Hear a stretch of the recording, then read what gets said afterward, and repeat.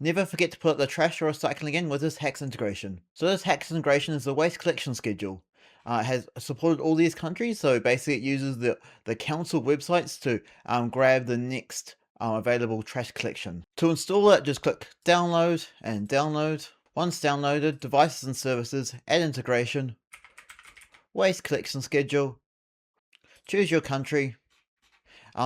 Everything depends on the country and the council that you do. So if I click New Zealand, which I am, and I click Auckland Council, it's going to ask me for my area number. But if you go to, for example, another country, so if I say Australia, and then I just choose Adelaide, it's going to ask for longitude, latitude. So it depends on what council you have. They ask for different requirements.